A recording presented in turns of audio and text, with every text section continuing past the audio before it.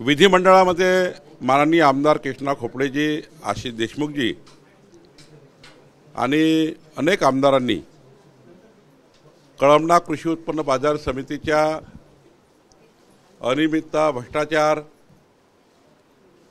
परस्पर जास्तीचे पैसे घेऊन गाळे विकणे, कोल्ड स्टोरेजमध्ये होणारा भ्रष्टाचार आणि त्या ठिकाणी आडती आणि जे तिथे छोटे छोटे व्यावसायिक आहे त्यांना लुबाडणूक करणे आणि मोठ्या प्रमाणावर मिरचीचे व्यापारी असतील, धान्याचे व्यापारी असतील, अळते असतील, या सर्वांना लुबाडण्याचं काम कळमना बाजार समितीत होत असल्याच्या तक्रारी शासनाकडे होत्या। मंत्री पणन यांनी विधानमंडळात घोषणा केली आणि SITची स्थापना झालेली आहे। मला वाटते SITने आपली कारवाई चालू केली आहे आणि SIT पुढच्या काळामध्ये जे जे काही तिथे तथ्य असेल, फॉरेन्सिक ऑडिटरच्या माध्यमातून जे काही तिथे ऑडिट होणार आहे, त्या ठिकाणी जे काही अनियमितता आढळतील त्यावर जो काही कोऑपरेटिव्ह ॲक्ट आहे त्या कोऑपरेटिव्ह ॲक्टप्रमाणे कारवाई होईल। 2006च्या बॉम्ब ब्लास्टमधले जे आरोपी होते मुंबई ब्लास्टमध्ये त्यांची निर्दोष 18 आरोपींची निर्दोष सुटका झालेली आहे। आता कोर्टातनं कुठल्या शेवटी पुराव्यावर कोर्ट चालतं, त्यामुळे त्यावर काही टिप्पणी करणं योग्य होणार नाही की कोर्टाचा निकाल आल्यावर त्यावर काही मी टिप्पणी करणार नाही कोर्टाच्या निकालावर। किरीट सोमय्या म्हणाले की निर्दोष सुटका होणे म्हणजे योग्य नाही आहे, आतंकवाद्यांना फाशीची शिक्षा झाली पाहिजे आणि या संदर्भात मुख्यमंत्र्यांशी ते बोलतील। नाही, माननीय मुख्यमंत्र्यांशी आम्ही बोलू, सर्वच बोलतील।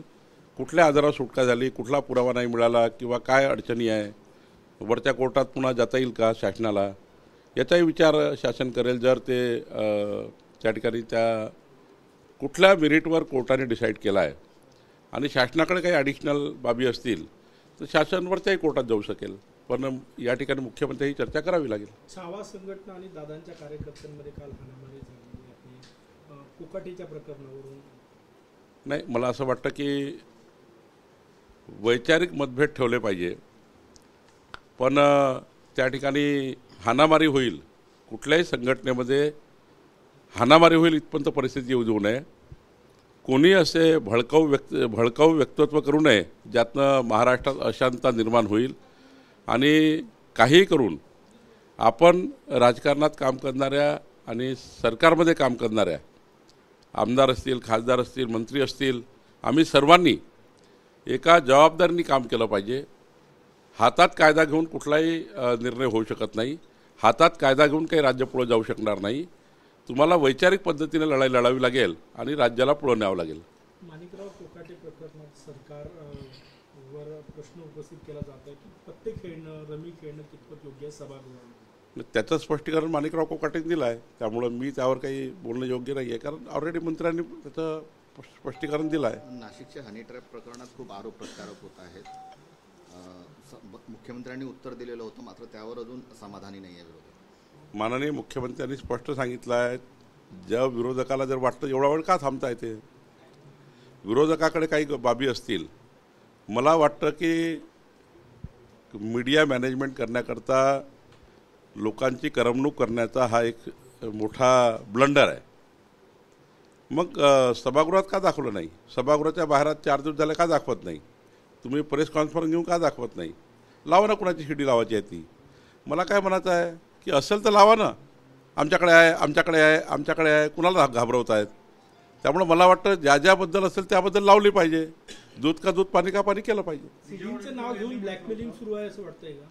नाही, असंच धंदे असतात, जेव्हा तुमच्याकडे डेव्हलपमेंटचा विकासाचा विचार नसतो, तुम्ही विकासावर बोलू शकत नाही, तुम्ही शक्तीपीठ महामार्ग बोलू शकत नाही, तुम्ही त्या ठिकाणी आम्ही जे निर्णय घेतले महाराष्ट्र सरकारने ते 50-50 वर्षे काँग्रेस पार्टीने घेतले नाही। त्यांनी कधी समृद्धीचा विचार केला नाही, त्यांनी कधी शक्तीपीठ महामार्गाचा विचार केला नाही, त्यांनी कधी महसुली जे आता निर्णय होता या निर्णयाचा विचार केला नाही।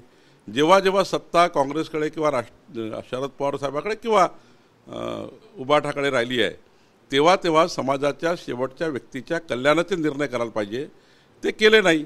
आता त्यांच्या हातून सत्ता गेल्यावर आता खुचपट काढून आणि त्या ठिकाणी काहीतरी लोकांचं मनोरंजन आणि आपला TRP वाढवण्याचं काम काही नेत्यांना स्फोटक वक्तव्य करण्याची सवय लागली आहे. मला असं वाटतं यातून ते बाहेर निघत नाही आहे.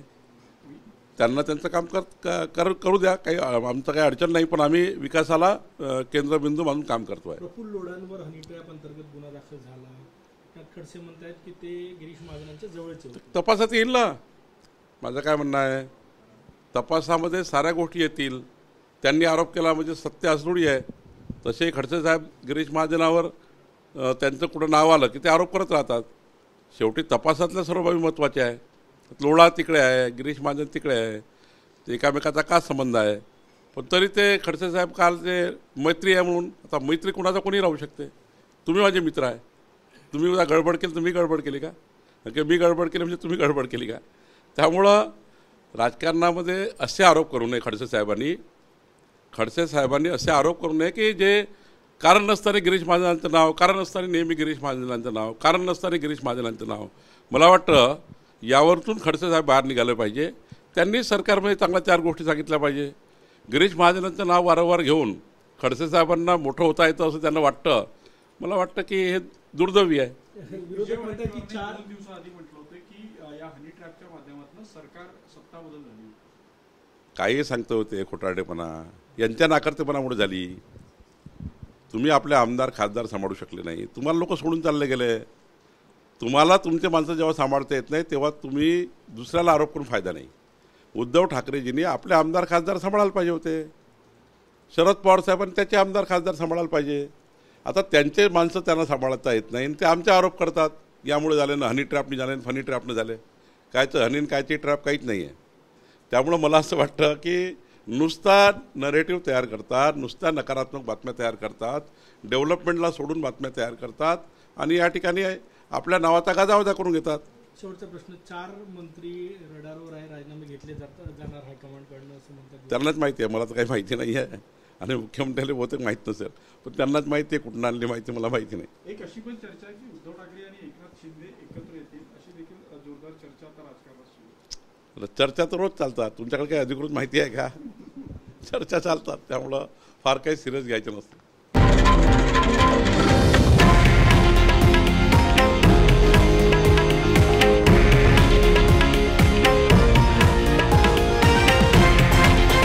हे आहे देशातील नंबर 1 न्यूज नेटवर्क आणि आपण पाहत आहात TV9 मराठी, एकमेव.